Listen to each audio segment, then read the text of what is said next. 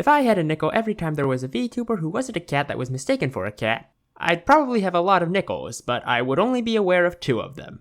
So my first character guide was on Fubuki, and while people are more aware of how to play her now, there were a lot of people saying Fubuki was bad because they didn't get her playstyle of jumping in and out of crowds to do absurd amounts of damage. The character I'm talking about today, Vestia Zeta, is kind of like a ranged version of Fubuki. So Zeta's weapon, Silencer Pistol, shoots bullets that pierce enemies, and at max level the bullets get stronger for each enemy they pierce. Under normal circumstances, this weapon would be terrible, but it has one redeeming feature that makes it at least usable. If Zeta is invisible, the weapon instead shoots out a massive cone that hits a large area of the screen, damaging any enemies in it. Of course, this is predicated on Zeta's ability to go invisible, of which she has 2 ways of doing so. The first is her special ability, Stealth Mode, which makes Zeta go invisible for 8 seconds and freezes all enemies.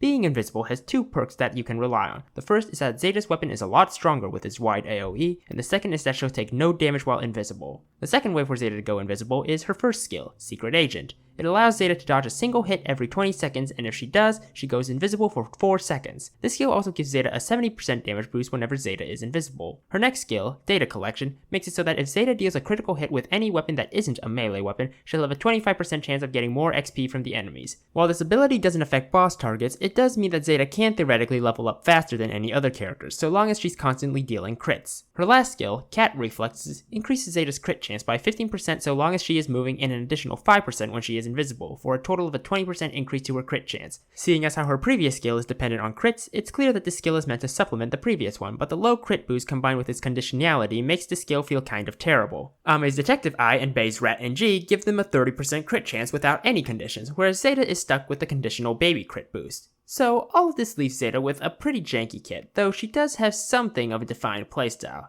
The ideal way to play Zeta is to try and take advantage of her invisibility as much as possible. This means you'll need to intentionally get hit every 20 seconds to get the damage and AoE boost. Fortunately, since her main weapon has longer effective range, she doesn't need to rush into the crowd after going invisible and still benefits from invincibility. As stated earlier, she kind of plays like Fubuki if Fubuki was a long-range damage dealer. For items, I strongly recommend Focus Shades. Focus Shades will give a 30% crit boost to all non-melee weapons you have, which you should exclusively be using in order to get the extra XP from data collection, and it will also give you a DPS boost as any crits from those weapons will make enemies take extra damage over time. Unfortunately, to get Focus Shades, you need to survive 10 minutes with Vestia Zeta.